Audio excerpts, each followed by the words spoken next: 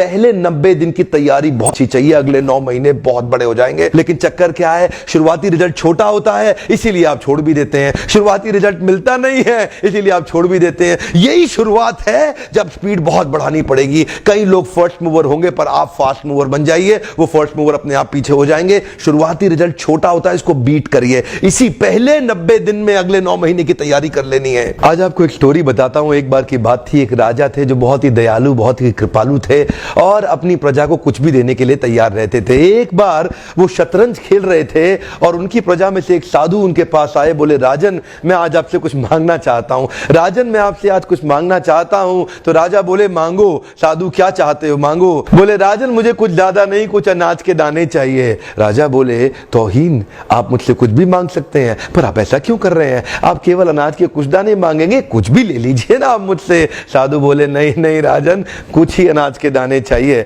बोले, कितने चाहते हैं आप? बोले, तुम्हारे इस चेस बोर्ड के पहले स्क्वायर में एक दाना अनाज का रख दो और हर बार अगले अगले स्क्वायर में उस दाने को डबल करते चले जाओ। तो 64 स्क्वायर हैं आपके इस चेस बोर्ड पे और हर स्क्वायर पे इस दाने को डबल करते चले जाइए। यानी कि पहले स्क्वायर पे पहला दाना और दूसरे स्क्वायर पे 2 दाने और तीसरे स्क्वायर पे 4 दाने। तो जिस प्रकार मैंने आपको एक कंपाउंडिंग इफेक्ट की स्टोरी बताई, ये दूसरी स्टोरी है। और जानते हैं, राजा ने बोला, क्यों ऐसा कर रहे हैं साधु, आप मेरे पास आए तो कुछ बड़ा मांगिए। ये थोड़े से अनाज के दाने तो आप खुद भी ले सकते थे, किसी से भी ले सकते थे।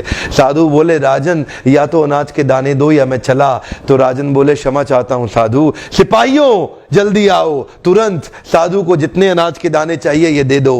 तो उसके बाद सारे के सारे सिपाही चले गए और ठीक 5 मिनट के बाद सारे सिपाही दौड़ते हुए आए, त्राहिमाम त्राहिमाम, राजन बड़ा अपराध हो गया। बोले, क्या हुआ? राजन, वो जितना अनाज मांग रहे हैं उतना अनाज तो आज तक पृथ्वी में उगा ही नहीं। क्या?